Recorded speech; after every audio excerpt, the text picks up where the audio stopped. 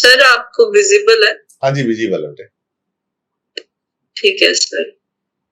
Sir तो जैसे ही आपने टेबल शेयर किया था तो ये जैसे साइन मतलब ये हमने D1 चार्ट से देखा था कि कौन सा प्लैनेट ऑड साइन में है या इवन साइन में और कितनी डिग्रीज पे है। तो बेस्ड ऑन दैट हमने ये कॉरस्पॉन्डिंग डाइटीज ले लेने हैं कि जैसे अगर हम कहते हैं कि सन ऑड साइन में है 2 डिग्रीज पे ऑड साइन में, तो हम कहेंगे वो इंद्र उनके डाइटी बन गए। So this is just the table, I guess, which sir already explained. तो चलो सर आगे दोबारा कर देते हैं, ऐसी कोई बात नहीं। देखिए मोहिनी जी ने बहुत अच्छा टेबल बनाया है, बहुत तरीके से समझाने की कोशिश की है टेबल के द्वारा। इसमें हम बड़ा क्लियर है, कोई भी प्लेनेट जब कभी ऑड साइन में बैठा है तो उसकी जो गिनती है वो जैसे इंद्र पहले लिखा है ना, यहाँ पे यदि 1 2 3 4 लिखा होता तो और भी अच्छा था। इंद्र, अग्नि, यमा, राक्षसा, वरुणा, वायु, कुबेर, ईशान, ब्रह्मा और अनंत इस सीक्वेंस में होगी। और वही डिग्री यदि इवन साइन में होती है तो उसका सीक्वेंस रहेगा अनंत, ब्रह्मा, ईशान, कुबेर, वायु, वरुण, राक्षस, यमा, अग्नि और इंद्र, ये रहेगा। तो बड़ा क्लियर है। इसका मतलब है कि सपोज करो ऑड साइन में सूर्य 4 डिग्री पे है, इट मींस वो दशमांशा का जो दिक्पला है उसकी डाइटी है अग्नि। और यदि यही सूर्य इवन साइन में है और 4 डिग्री पे है तो उसकी डाइटी है ब्रह्मा। ये आपको देना है, ये इवन साइन है, ये ऑड साइन है। इसी तरह हम लेते हैं कि कोई प्लेनेट है जो ऑड साइन में है और उसकी डिग्री है 13 डिग्री, तो ये ऑड साइन इस सीक्वेंस में शुरू होगा तो Varun will be the deity of that planet. और उसके बाद यदि वही प्लैनेट इवन साइन में आता है और 13 डिग्री पे है, देन यहां ले लेंगे इवन साइन के नीचे, देन वायु will be the deity of that planet. I hope everything is clear with everybody. Next. So this is the table, जैसे अभी एक्सप्लेन कर रहे थे कि जैसे हमने सारे प्लैनेट्स को देखना है कि कौन कौन से साइन में है। फर्स्ट ऑफ ऑल तो साइन यहाँ पर लिखे हुए हैं कि जैसे लग्न लॉर्ड जो एरीज में है तो ऑड साइन में हो गया, और कितनी डिग्री पे बैठा है तो यहाँ पर एक टेबल ऐसे आप try to prepare. So this is 14 degree 2 minutes. तो इस केस में हमने देखना है अकॉर्डिंग टू द टेबल ही मैंने इसको बनाया है। तो ऑड साइन में 14 डिग्री में है, तो ये आप देखिए कि ये वरुण के अंडर आ गया यहाँ पे। ठीक है जी, विजिबल है ना सबको? बिल्कुल विजिबल। तो अकॉर्डिंगली ऐसे ही मतलब सारे प्लैनेट्स को हमने सबसे पहले देखना है कि कौन सा प्लैनेट कौन से साइन में बैठा है, कितनी डिग्री पे बैठा है, और according to the table previously which we have discussed उसके हिसाब से हमने देखा कि उनकी कॉरस्पॉन्डिंग डाइटी कौन सी है। So this will actually help us in आगे जब हम फर्दर एनालिसिस करेंगे, जब हम देखेंगे कि कौन से लॉर्ड की मतलब दशा लॉर्ड्स कौन से है, महादशा लॉर्ड कौन सा है, अंतरदशा लॉर्ड कौन सा है एंड प्रत्यंतर दशा लॉर्ड कौन सा है। बेस्ड ऑन दैट हम देखेंगे कि इसका ओवरऑल एनालिसिस करके रिजल्ट क्या आएगा। सर आपने ऐड करना है इसमें कुछ स्लाइड में? नहीं, मैं यही ऐड करना चाहूंगा कि ये प्रैक्टिकल है, अकेले अकेले की पढ़ के बता देते हैं। लगन था ऑड साइन का है, 14.2 डिग्री का है। यदि हम ऑड साइन वाला टेबल देखेंगे दैट इज वरुण, आपको तो बता दिया गया है। सन है, देखो सन इवन साइन में है, इवन साइन उल्टा होता है, 27.19 है, ये 27.19 है, तो ये उल्टा होगा, इंद्र आएगा इसका। तो मून है 2 डिग्री 13 डिग्री ऑड साइन में है, ये इंद्र है। मार्स है ऑड साइन में है 14 डिग्री 14 मिनट, वरुण आ गया। चार्ट आपने साथ के साथ डिस्कस कर लेना है। और मरकरी चार्ट इसलिए डिस्कस करना जरूरी है कि आपको चाहे याद भी हो जाए, इसको चार्ट को डिस्कस करना मत भूलिए।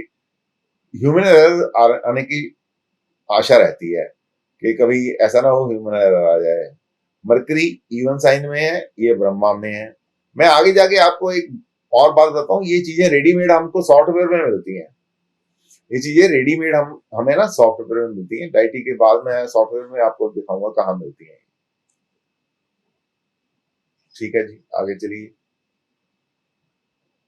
सर तो ये षटबल टेबल है एंड अभी जो करंट दशा चल रही है उस अकॉर्डिंगली सन की महादशा है, वीनस की अंतरदशा एंड सैटर्न की प्रत्यंतर दशा चल रही है। सो इसके जो कॉरेस्पॉन्डिंग डाइटीज थे वो मैंने लिखे हैं, जैसे यहाँ पे सन इंद्र को रिप्रेजेंट कर रहे हैं एंड वीनस इज इन अनंत और सैटर्न ब्रह्मा में है।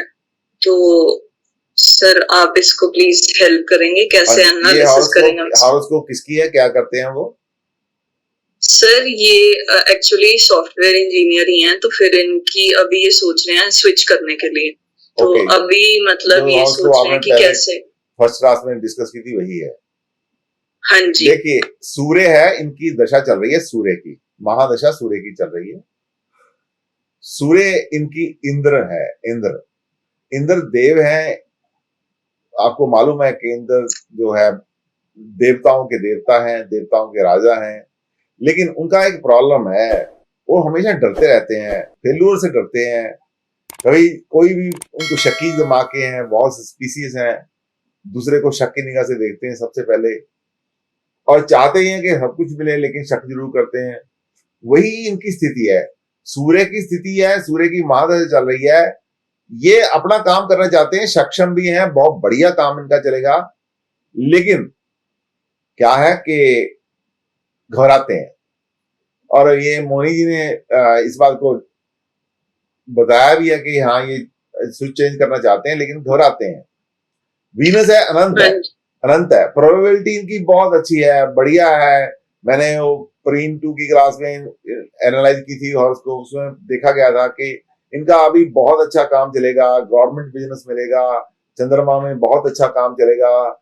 लेकिन अब इंद्र की दशा में ये काम करने से घबराते हैं। चंद्रमा कमजोर है इसलिए घबराएंगे। इसलिए मैंने इनको बोला था कि आप इनको चंद्रमा का उपाय कराएं। चंद्रमा की इनको बोला था कि आप इनको मोती डलवाएं, बड़ा सारा मोती डलवाएं इनको, कम से कम 3 ग्राम 4 ग्राम का मोती हो, 15 से 20 कैरेट का मोती हो, इनको गले में डलवाएं। मैंने गले में इसलिए बोला था कि आप इनका चार्ट बताओ, मैं इनको बता देता हूँ सबको गले में क्यों बोला था। हाँ जी, मैं सर शेयर करती हूँ, चार्ट शेयर करो। गले में इसलिए बोला था कि गले में इनकी साइन जो है एरीज साइन है। एरीज साइन चंद्रमा का दोस्त है, मंगल उसका है। एरीज का मालिक है चंद्रमा, एरीज का मालिक है मंगल। मंगल जो है चंद्रमा का दोस्त है।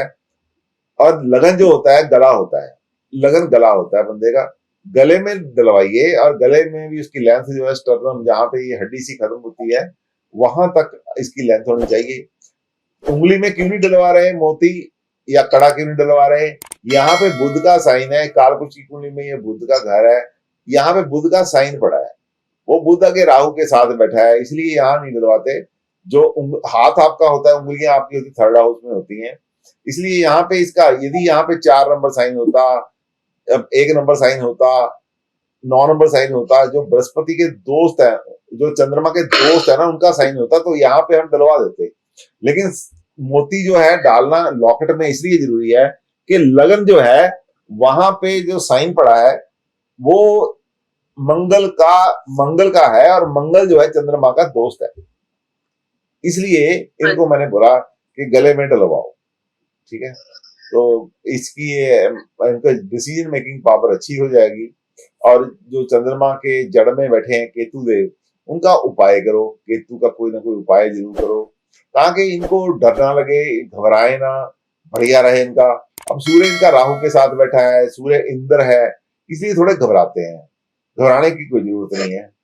आगे चलो सर। बस यही था, मतलब बेस्ड ऑन आगे जो इनकी जैसे दशा चेंज हो रही है, महादशा लॉर्ड चेंज हो रहे हैं, चंद्रमा आ रहे हैं, तो उस बेसिस चंद्रमा को स्ट्रॉन्ग करो ताकि इनको डिसीजन मेकिंग अच्छी रहे, इनकी बढ़िया हो, हौसला करें, काम करें, बढ़िया चले।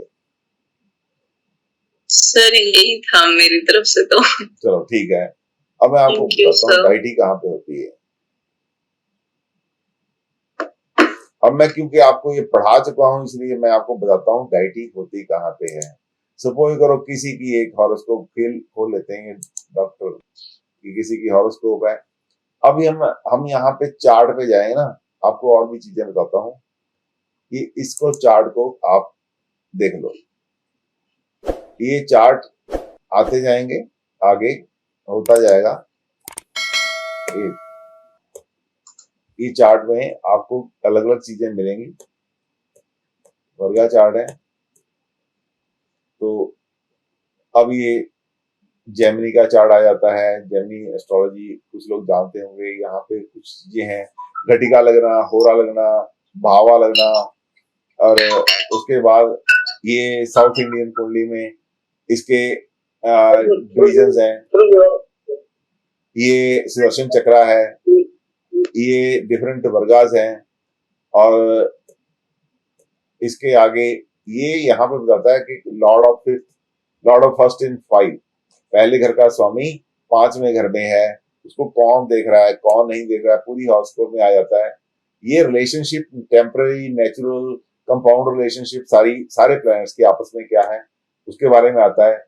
साइन ऑक्युपाइड इन 16 वर्गास, तो यदि इकट्ठे देखने हो 16 वर्गा तो एक पेज पे इसको दिया हुआ है। और उसके बाद ये उनकी डाइटीज हैं। षडवर्गा है, यहाँ पे हमें षडबल आ रहा है इनका, कैसे इनको कौन बेनिफिक है मैलेफिक है ये देखते हैं। और भाव बला, auspicious, inauspicious, different different depend करता है कौन से आपने बर्थ चार्ट में क्या देखना है। ये देखो हर चीज, नक्षत्र है, नक्षत्र का नाम है, पद है, सारा कुछ डिटेल में दिया हुआ है। आप इसको पढ़ने की कोशिश करना, आपको बताएगी। षष्ठी आंशा क्या है, ये अमृता है, माया है, ऐसे ही ये आपको आते हैं कि कौन से प्लैनेट का कौन प्लैनेट कौन से दृष्टि से इसको देख रहा है, कौन सा एस्पेक्ट किसका ऊपर आ रहा है, सारे प्लैनेट्स का है। और इसके बारे में अभी 7th कार का, 8th कार का, फंक्शनल मैलिफिक, फंक्शनल बेनिफिक आता है। एवरेज स्पीड आती है। जेमिनी के कुछ फार्मूला और टेबल रेडीमेड है इसके अंदर। बहुत विशाल सॉफ्टवेयर है, इसको अच्छी से स्टडी करो आप, आपको बहुत अच्छा इसमें मिलेगा। ये विंशोत्तरी दशा, अष्टोत्तरी दशा, डिफरेंट डिफरेंट दशा है, काल चक्रा दशा है, चर चक्रा दशा है, और इसके आगे डेलिनेशन है, ये स्पीड है प्लैनेट्स की, ये भावा मध्य है, उसकी कैलकुलेशन है, केपी कैलकुलेशन है। ये वर्गा डाइटीज है। ये D10 में आप जाओगे आपको हर चीज की डाइटी मिल जाएगी। असेंडेंट इंद्र है, सन मार जो है इसका कुबेर है, मून है, अग्नि है, मंगल है, ईशान है, मरकरी है, ईशान है, और जुपिटर इंद्र है, वीनस इंद्र है, वीनस इंद्र है, सैटर्न यमा है, राहु ब्रह्मा है, केतु ब्रह्मा है। ये D10 की सारी डिग्री आपको मिल जाएगी। कोई भी हॉरोस्कोप आपने लेनी है तो यहाँ से आप इसको उठा सकते हैं। D10 स्टडी करना है, यहाँ से D10 को उठाओ और यहाँ से उठा के कहीं भी ले जाओ, उसको कहीं भी ले जाओ और वहां पे अपने चार्ट पे फिक्स कर दो, आपको पता चल जाएगा कौन सी डायटी है। अब हर D1, D2, D3, D4, D7, D9, D10, D12, D16, D20, D24, D27, D30, D40, D55, D60, हर किसी की डायटी है। हर किसी की डायटी का अपना मतलब है। आपने जिस काम के लिए किसी हॉरोस्कोप को देखना है उस काम को यदि आपने देखना है तो D3 के लिए देखना है तो ये जो लगन है दुर्वासा है, सूर्य अगस्त है, मून दुर्वासा है। इसका मतलब क्या है? इसका मतलब ऋषि जैसे इनका चरित्र है। दुर्वासा ऋषि बहुत गुस्से का भरा हुआ था। इसका मतलब ये व्यक्ति जो है इनके दिमाग में गुस्सा तो है, लेकिन सूर्य अगस्त ऋषि है, वो इनको समझाता है चंद्रमा दुर्वासा है, गुस्सा तो आता है, खुंदक तो आती है, लेकिन मंगल जो है वो नारद है, मरकरी भी नारद है, जुपिटर भी नारद है, जो अपनी भावना को ऊपर नहीं आने देता, किसी के सामने नहीं आने देता, डिप्लोमेटिक तरीके से बात करता है। वीनस दुर्वासा है, लेकिन कोई बात नहीं, सैटर्न नारदा है, राहु नारदा है, केतु नारदा है, और इस व्यक्ति को जिसकी हॉरोस्कोप यहाँ पे लगी हुई है, इसको आप समझ ही नहीं सकते कि आपसे ये गुस्से है या है। हर जगह ये नारद की तरह पूरा दूसरे को खुश करने की कोशिश करता रहता है। वो बात अलग है कि उसके बंदे के जाने के बाद अपने साथी को बोलता है, यार ये बंदा गलत है, इसकी तो मैं जान खा लेनी है। दुर्वासा जैसा गुस्सा तो है, लेकिन डिप्लोमेटिक तरीका जो है वो नार्द जैसा है। इस तरीके से ये जो पेज है, आप 35 नंबर पेज है, इसको नोट कर लो।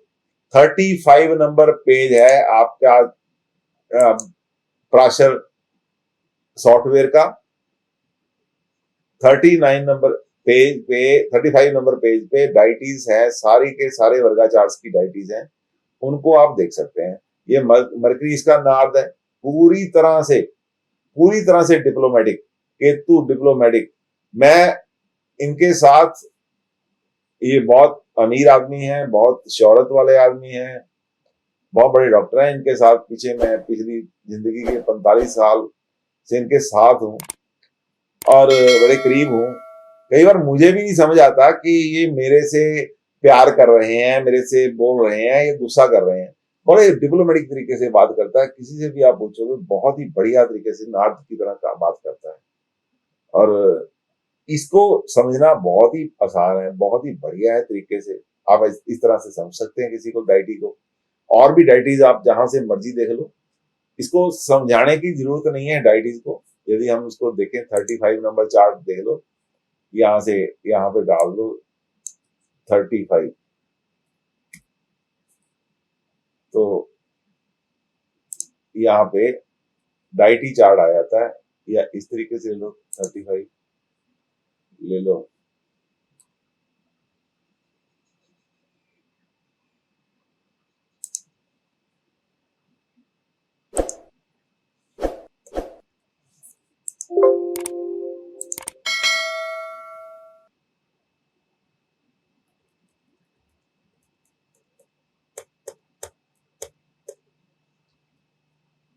तो 35 याद रखो।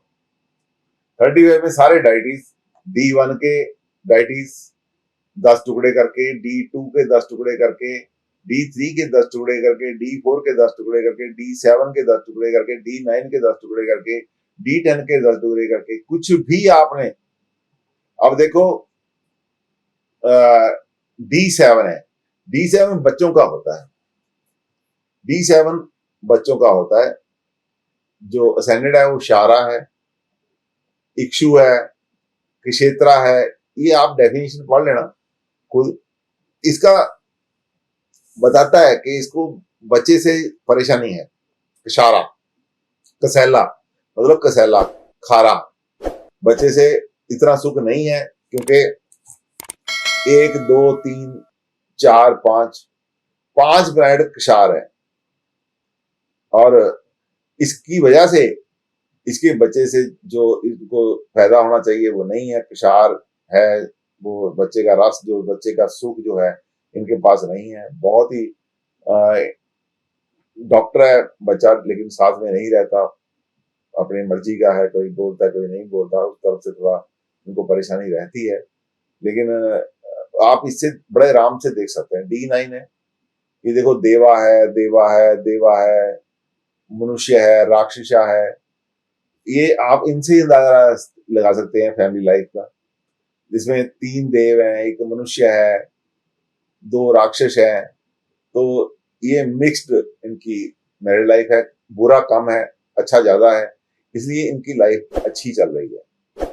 अब इसमें D10 में देख लो, D10 में इंद्र है, कुबेर है, ईशान है, इंद्रा है, ब्रह्मा है। ब्रह्मा, इतना पैसा है, इतनी शोहरत है, इनको किसी चीज की कमी नहीं है, दूर दूर तक लोग जानते हैं, बेतहाशा पैसा है।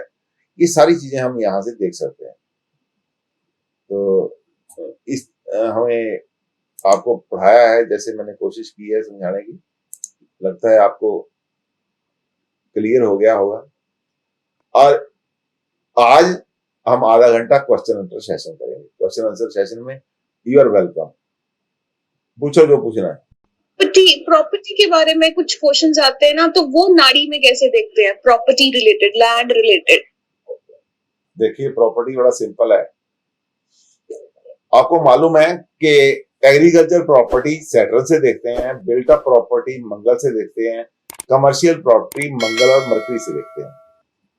कई बार हम शोरूम बनाते हैं, जिसको किराए पे देना होता है, उसका कारकाम मंगल और मरकरी है। कई बार हम बिल्ट अप प्रॉपर्टी खरीदते हैं, बड़ा बड़ा घर खरीदते हैं, शोरूम खरीदते हैं, वो उसका जो कारका है वो मंगल है।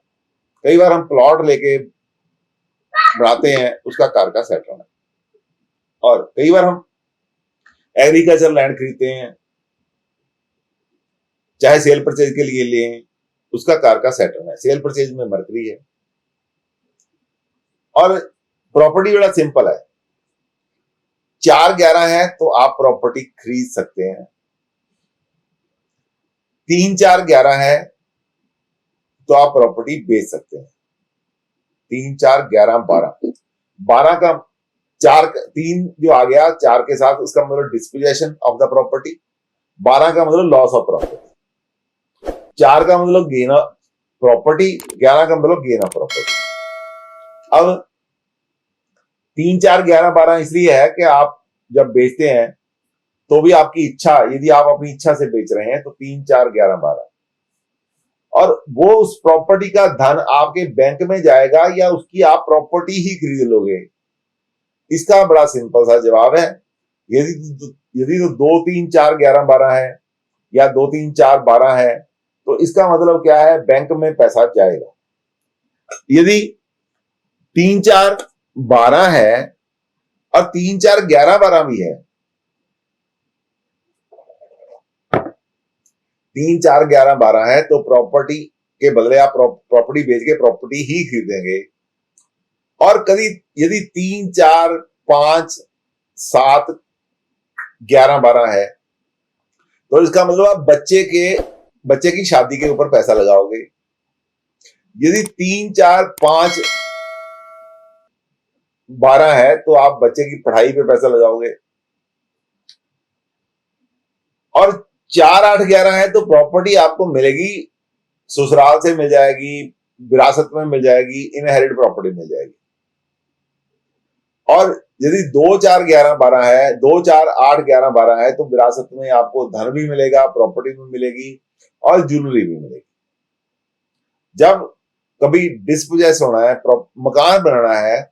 मकान बनाना है तो आपको चाहिए कि 4-11 आपके पास हो। मकान बनाना है तो शुक्र, मकान रेनोवेट करना है तो शुक्र, नया मकान, पुराना मकान लेके बनाना है तो शुक्र। तो इस तरीके से हम प्रॉपर्टी को देखते हैं। प्रॉपर्टी के लिए धन मिल जाएगा, बैंक से लोन मिलेगा। 4-6-11 है तो बैंक से लोन मिलेगा।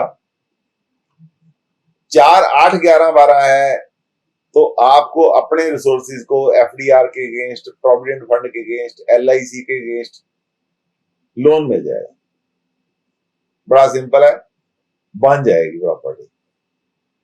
प्रॉपर्टी का साइज क्या होगा, प्रॉपर्टी कैसे स्थान पे होगी, कैसे होगी? सूर्य की दशा है, बृहस्पति की दशा है, आप बड़ी प्रॉपर्टी लेने की इच्छा रखेंगे। और सूर्य की दशा में गवर्नमेंट कॉलोनी भी ले सकते हैं, शुक्र की दशा में बिल्डर की कॉलोनी में ले सकते हैं। सैटर्न की दशा है तो आप अनऑर्गेनाइज्ड फील्ड में पैसा लगाएंगे, चाहे वो पुराना मकान खरीदना है, चाहे वो नया प्लॉट खरीदना है। अनडेवलप्ड जो किसी अनऑर्गेनाइज्ड बंदे ने कॉलोनी डेवलप कर रही होती है, जिसमें नॉर्म्स का पालन नहीं होता, वैसे लेते हैं। राहु है, केतु है तो आपकी जो प्रॉपर्टी है वो ज्यादा अच्छी जगह नहीं हो सकती। यदि आप चंडीगढ़ जैसे मॉडर्न शहर में भी प्रॉपर्टी खरीदते हैं तो भी वो वैसी जगह होगी उस सेक्टर की जो सबसे अच्छी नहीं है, सबसे बुरी है। एक सेक्टर है, चाहे आप 2 सेक्टर ले लो, लेक वाला सेक्टर ले लो, चाहे 5 सेक्टर ले लो, चाहे 8 सेक्टर ले लो, सारे सेक्टर अच्छे हैं, उसमें भी जो सबसे स्लम एरिया है, स्लम एरिया जो है उसमें आपकी वो प्रॉपर्टी होती है। यदि आपके चौथे घर में सैटर्न बैठा है, राहु बैठा है, केतु बैठा है, तो आपका घर जो है वो किसी गंदी नाले के पास, स्मेल वाली जगह के पास, नाले चंडीगढ़ में नहीं है तो जहां पे कूड़ा करकट का डंप होता है उसके पास, या गंदी जगह के पास होगा। यदि आप दूसरे शहरों में रहते हैं तो आपके घर के पास स्मेल आनी चाहिए, तो स्मेल वाली जगह पे होगा, चाहे डस्टबिन ही वहां क्यों ना रखा हो म्युनिसिपल कॉर्पोरेशन का। तो ऐसे हमने प्रॉपर्टी देखनी है। वीनस की दशा में आप खूबसूरत प्रॉपर्टी खरीदते हैं, बिल्डर के पास से डेवलप्ड कॉलोनी में लेते हैं, तो सैटर्न और राहु और केतु की जगह आप लेते हैं प्रॉपर्टी, लेकिन उसी में से जो उसका लो ग्रेड होता है उसको हम बाय करते हैं। यदि अच्छे प्लान्स की दशा चल रही होती है तो आप यदि प्रॉपर्टी बेचते हैं तो आपको भाव जो आपके हिसाब से मिलता है। यदि राहु केतु शनि की दशा चल रही होती है तो आपको प्राइस बेचते समय प्राइस पे कॉम्प्रोमाइज करना पड़ता है, जो आपकी इच्छा होती है वो प्राइस आपको नहीं मिलती। तो ये मोटी मोटी बातें हैं जिन्हें आप ध्यान रखें। कुंडली के हिसाब से कौन सी सेक्शन की प्रॉपर्टी जातक के लिए ठीक रहेगी? बताइए, दोबारा क्वेश्चन रिपीट कीजिए। सर कुंडली में देखते हैं कि जातक के लिए कौन से सेक्शन या डायरेक्शन की प्रॉपर्टी सही रहेगी। ओके, देखो ये आपने जो क्वेश्चन किया है ये एस्ट्रो वास्तु का क्वेश्चन है, लेकिन मैं फिर भी आपको बताता हूं। आपने क्वेश्चन किया है, आपका फोर्थ लॉर्ड इंडिकेट करता है कि प्रॉपर्टी आप कहां से खरीदेंगे, कौन सी डायरेक्शन से खरीदेंगे, लेकिन प्रॉपर्टी के नियम वही हैं जो वास्तु द्वारा दिए गए हैं। जनरली यदि आप पैसा खूब कमाना चाहते हैं, चाहे वो किसी भी तरह का हो, कोई ऐसी सरकारी नौकरी में है जहां से पैसा खूब आता है, 2 नंबर का पैसा भी आता है, और आप कमाते जाएं और हजम होता जाए, तो प्रॉपर्टी की दिशा नॉर्थ होनी चाहिए या साउथ। यदि आप धर्म का पैसा कमाना चाहते हैं, जिंदगी में अपना प्रोफेशन चाहे बिजनेस है चाहे नौकरी है, धर्म की करना चाहते हैं, तो नॉर्थ अच्छी है ना ईस्ट अच्छी है। नॉर्थ ईस्ट में दोनों चीजें हैं, थोड़ा वो भी चल जाता है, थोड़ा वो भी चल जाता है, ठीक है। कोशिश करो साउथ वेस्ट की प्रॉपर्टी आपको ना मिले, क्योंकि साउथ वेस्ट की प्रॉपर्टी है उसमें आप एंट्री की तरफ झुकाव कर लेते हैं, साउथ वेस्ट की तरफ झुकाव नहीं होना चाहिए। साउथ वेस्ट में आपका जो ऊंचाई होनी चाहिए, इसलिए वहां पे अच्छा नहीं माना जाता। वो वास्तु का एक लंबा लेक्चर है, किसी दिन दूंगा वो। मैं एक्चुअली वास्तु के सब्जेक्ट में इंटरफियर नहीं करना चाहता। वो जो हमारे वाले वास्तु वाले टीचर हैं बहुत ही बढ़िया हैं, उनका नॉलेज बहुत ज्यादा है। मैं उस चक्कर में किसी कंट्रोवर्सी में फंस जाऊं कि मुझे लिटिल नॉलेज है, वो ज्यादा डेंजरस होती है। जिनका सब्जेक्ट होता है उनको ज्यादा नॉलेज होती है, इसलिए मैं उस चक्कर में नहीं पढ़ना चाहता। सर एक मेरा भी डाउट है, मैं स्क्रीन शेयर करती हूँ। सर जैसे हमने यही वाला चार्ट अभी डिस्कस किया था, तो इनका जो मून और सन है वो दोनों राहु केतु एक्सिस में भाव चलित में आ जाता है। तो इस केस में मतलब क्या इम्पैक्ट होगा, मतलब हम किस चीज का इम्पैक्ट लेंगे फिर इस केस में? कि जैसे यहाँ पर तो 10th भाव का रिजल्ट है, यहाँ पे 11th में चले गए हैं। हाँ जी, इनका कुछ इम्पैक्ट नहीं है। राहु केतु एक्सिस पे आने की वजह से जो ये योगा का प्लान है, इनका लॉस हो गया, योग लॉस हो गया है यहाँ पे। ओके, तो सर किस भाव का रिजल्ट्स देंगे, मतलब ये जैसे D1 चार्ट में इसका मतलब सन और जो राहु है वो 10th हाउस में दिख रहा है, केतु इज इन 4th। हाँ जी। तो यहाँ पर जैसे भाव चेंज हो गया भाव चलित में, तो रिजल्ट किस भाव का हम कंसिडर करेंगे एज सच, देखिए इन टर्म्स ऑफ एनालिसिस? हाँ जी। हाँ कोई बात नहीं। राहु के साथ सूर्य चला गया, राहु सूर्य तो इकट्ठे है ही। हम तो हम वैसे चार्ट लेते हैं तो D1 का ही लेते हैं, जब वास्तु वगैरह लगाते हैं D1 का ही लेते हैं।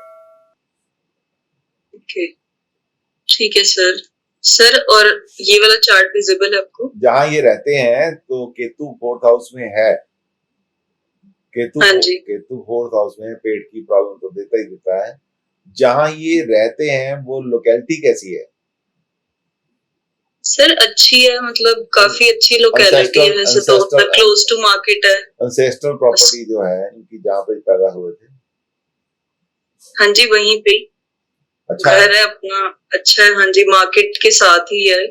एंड 7 सेक्टर तो आज काफी अच्छा मानते हैं पंचकुला में। तो आप देख लो फिर ये अब ये यहाँ से असर पड़ेगा इनका, कौन सा भाव चलित सही रहेगा या कैसे। अब भाव चलित में ये 4 नंबर राशि खाली हो गई है, कुंडली में ये केतु यहाँ पे आ गया है। ऐसे साइन देख लिया करो कि इनका भाव चलित अप्लाई करना है या D1 अप्लाई करना है। अच्छा जी, समझे मेरी बात? ऐसे साइन देखोगे तो आपको क्लैरिटी हो जाएगी कि हमें अप्लाई क्या करना है। अब देखो, इनका केतु था यहाँ पे चौथे घर में, इनको पुराना मकान खरीद के रेनोवेट करना चाहिए था। हाँ जी, मतलब पहले ऑलरेडी बना हुआ था घर, फिर तो उसको उसी को हमने फर्दर किया है। हाँ जी, तो फिर तो ठीक है, फिर D1 लो, अच्छा जी, फिर D1 लो, ठीक है। ठीक है जी। तो हाँ इस जी तरीके से आपने थोड़ा सा करना है, बड़ी आसान है सारा एस्ट्रोलॉजी। पहले वो एरिया प्लाटो में और बाद में बढ़िया हो गया, ऐसा भी हो सकता है, ऐसा भी हो सकता है। सर, जैसे ये वाला चार्ट है तो हमने ये विजिबल है सर आपको, हाँ जी, कन्या लगन वाला। सर, जैसे ये यहाँ पे मतलब हमने पढ़ा था ना एक, जैसे निम्फोमैनिया कॉम्बिनेशन, क्या इसमें बनता है वो? अच्छा जी, देखो मैं आपको बताता हूँ, नेम्फोमेनिक का मतलब होता है excess desire for the sex, जिसकी सेक्स की भूख कभी कम नहीं होती।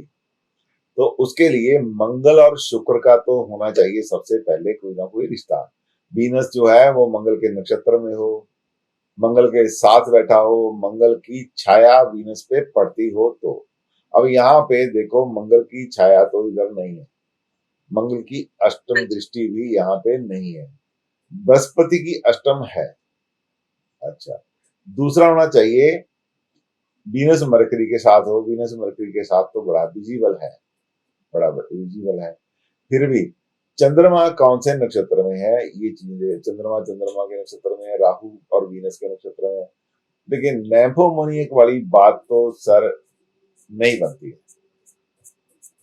ओके, तो सर यहाँ पर जैसे हमने ये कॉम्बिनेशन सन मरकरी वीनस भी करा था, और फिर हमने कहा था कि सैटर्न भी अगर जैसे 12th में हो। देखिए, तो हम नैम्फोमोनिक होता है physical Dzire for the sex is very very high,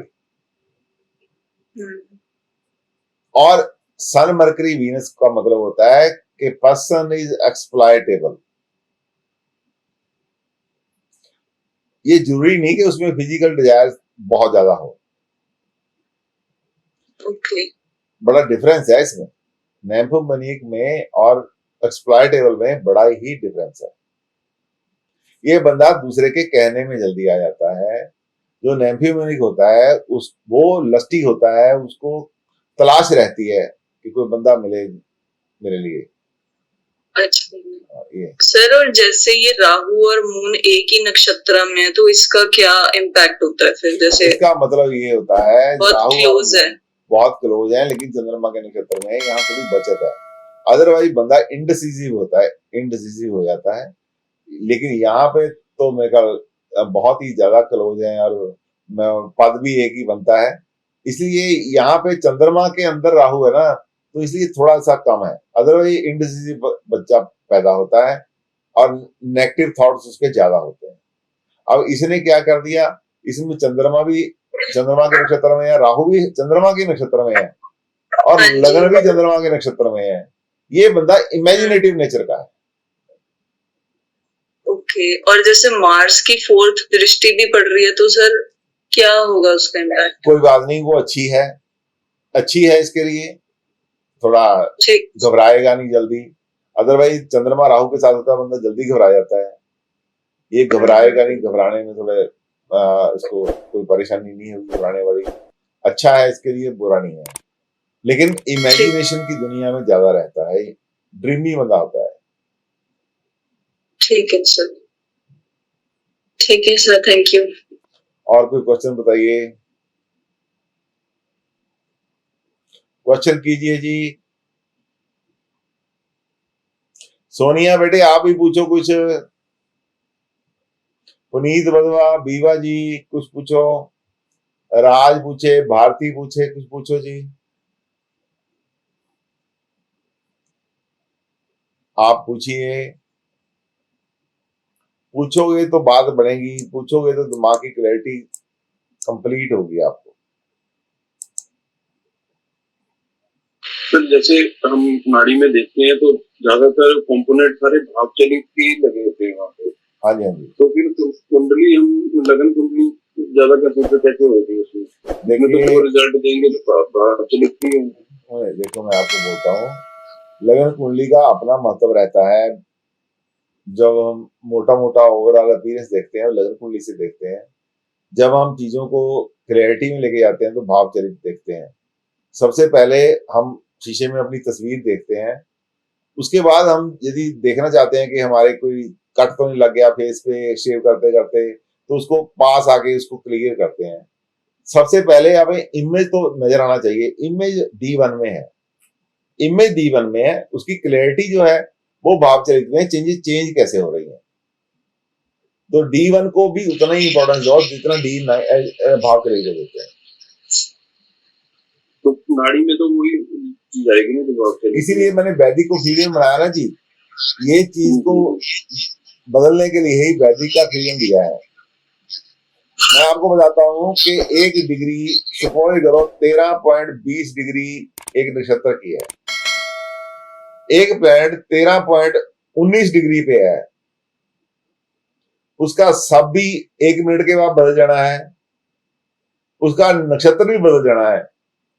लेकिन उस बंदे ने 3.19 डिग्री उस नक्षत्र की उस सब की ट्रेवल की है और 13.19 डिग्री उस नक्षत्र की ट्रेवल की है।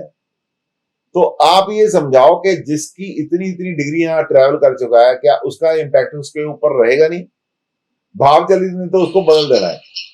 तो हमें उस भाव चलित को के साथ साथ हमें जहां पे वो ट्रेवल कर चुका है उसका भी ध्यान रखना पड़ेगा। जब कभी हमारे घर में कोई रहने के लिए आता है, हमें पहले देखते हैं वो किस बैकग्राउंड से आया है। हमारे घर में एक पुत्र वधू आती है, हम देखते हैं उस घर में स्टैंडर्ड क्या था, उस आपके घर का स्टैंडर्ड क्या है। हो सकता है उनका बहुत बढ़िया हो, आपके घर में उतना ना हो, तो हम उसको एडजस्ट करने की कोशिश करती हैं, वो धीरे धीरे उसमें एडजस्ट होती है। जब कभी उसका स्टैंडर्ड बहुत डाउन होगा, आपके घर का ज्यादा होगा, तो हमें देखना पड़ेगा कि इसको टोकना भी नहीं है, कम्प्लेक्स भी नहीं, इसको नहीं आना चाहिए, डिप्रेशन में भी नहीं इसको आना चाहिए, धीरे धीरे अपग्रेड भी करना है। तो भाव चरित जो D1 चार्ट है बिल्कुल इसी तरह है। जहां से वो ट्रेवल करके आया है प्लैनेट, उसकी नेचर को देखते हुए जहां वो आ गया है, रिजल्ट उसने वहां के डिलीवर करने हैं, लेकिन नेचर में वहां पुरानी चीज का ब्लेंड जरूर होगा। आप किसी को बहुत ही गरीबी से उठा के, झोंपड़ी से उठा के आप महल में लेके आते हैं, उसको चेंज करते करते करते करते समय लगता है।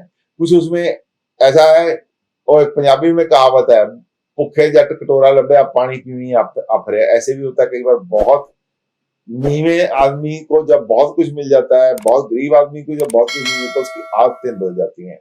ऐसा भी होता है।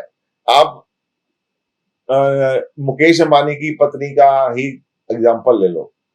मुकेश अंबानी की पत्नी का एग्जाम्पल ले लोगे, वो धारवी के जो स्लम एरिया था वहां से आई, दुनिया के पहले कुछ अमीर लोगों से, एशिया के सबसे अमीर लोगों के साथ उसकी शादी हुई है। घर में किसी चीज की कोई कमी नहीं है, लेकिन उसकी बातों में, मुकेश की बातों में जमीन आसमान का फर्क है। वो हर चीज को हाईलाइट करती है। यदि उसने मोबाइल खरीदना है तो वो भी करोड़ों रुपए के हीरे लगवा के लेगी। यदि उसने मग में चाय पीनी है तो वो भी चाय, मग भी बोलते हैं करोड़ों रुपए का होता है उसका। On the other side Mukesh Ambani है, जिसने जन्म लिया एक अच्छे घर में, हालांकि इतने पैसे तो नहीं थे लेकिन फिर भी काफी पैसे थे। उसके रहने में जमीन आसमान का फर्क है। टीना मुनीम उसकी दरानी है, उससे कई गुना कम पैसे हैं, लेकिन उसकी सोच में उसका फर्क है। और ब्लेंडिंग जो है ना, D1 चार्ट की भाव चलित के साथ जो ब्लेंडिंग है, जब तक उसको स्टडी नहीं करोगे तब तक आप ना नाड़ी कंप्लीट है, ना वैदिक कंप्लीट है। वैदिक की एक्यूरेसी को नाड़ी बताती है, नाड़ी को शुद्ध करने के लिए हमें वैदिक की ब्रांडिंग की जरूरत पड़ती है। This is called fusion astrology, that is what I studied you. मैंने I taught you that fusion astrology. बहुत अच्छे से बताते हैं, क्लियर है। इसी को क्लियर करने के लिए मैंने आपको फ्यूजन एस्ट्रोलॉजी पढ़ाई है इतनी देर। जी सर जी। सर जैसे एक हम कॉम्बिनेशन बोलते हैं कि जैसे हमने वो पढ़ा था ना एक जॉब का कि जैसे कोई 2 नंबर की कमाई आती है किसी की सीट पे, सो इन दैट केस हमने तो वैदिक से भी बताया कि जैसे मतलब 8th लॉर्ड और मून का जैसे कॉम्बिनेशन है, तो फिर नाड़ी के थ्रू उसको कैसे देखते हैं सर कि मतलब वो देखिए पर्सन पकड़ा ना जाए? 2 8 11 ओके 2 8 8वां घर कमाई, बुरी कमाई का होता है। जो 2 नंबर की कमाई होती है 2 8 11 अनअर्न्ड इनकम 2 8 11। जैसे तोते की तरह मैंने याद कर रखे हैं, अपने आप भी याद करो, प्रैक्टिस से होंगे, याद रखने से नहीं होते। मैंने कभी एस्ट्रोलॉजी को रटा नहीं लगाया, मैंने इसको प्रैक्टिस में जिया। प्रैक्टिस, एस्ट्रोलॉजी खाओ, एस्ट्रोलॉजी सो, रात को सोते हुए सराहने किताब होनी चाहिए। आप जब सोएं, आपका पति या पत्नी आपको बोले यार छोड़ अब बहुत हो गया, अब कोई और भी बात करते हैं। जब खाना खाएं तो आपकी टेबल पे किताब होनी चाहिए, पढ़ें तो आपके साथ किताब होनी चाहिए। एक बार ऐसे कर लो जिंदगी में, फिर ये मास मंजा हो जाएगी, आपकी कभी पढ़ने की जरूरत नहीं पड़ेगी। एक बार कंसेप्ट क्लियर कर लो बस। हाँ जी सर, ठीक है, thank you. Next question. Sir अगर प्रोफेशनल में किसी के कॉम्बिनेशन, हाँ जी बोलो बेटे, बोलो बेटे, आप म्यूट हो गए हैं। हाँ जी हाँ जी। हाँ सर, अगर किसी के प्रोफेशन में 10 और 11 का कोई कॉम्बिनेशन ही नहीं बन रहा है, अच्छा जी, तो इन दैट केस क्या प्रोफेशन रह सकता है?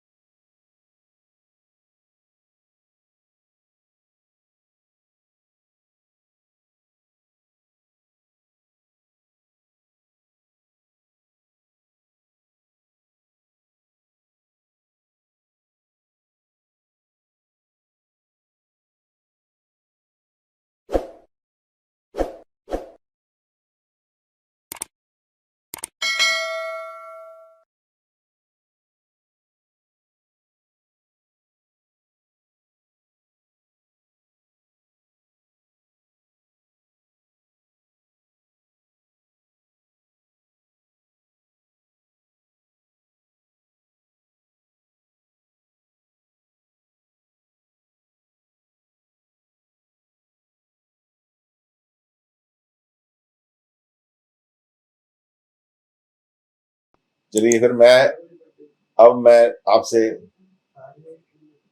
ये कहते हुए कि आपको बहुत प्रैक्टिस करनी है, बहुत प्रैक्टिस करनी है, तभी मेरे पढ़ाने का फायदा है, आपको पढ़ने का फायदा है। फिर भी कभी आपको प्रॉब्लम मिली, कभी प्रॉब्लम फेस करोगे तो I will be there. Thank you very much. बहुत तरक्की करो, बहुत तरक्की करो। Thank you sir. Thank you. आशा करता हूँ ये little explanation between the fusion astrology, between the Nadi and the Vedic in the form of fusion astrology आपको अच्छी लगी होगी। अच्छी लगी तो लाइक कीजिए, शेयर कीजिए। Thank you very much.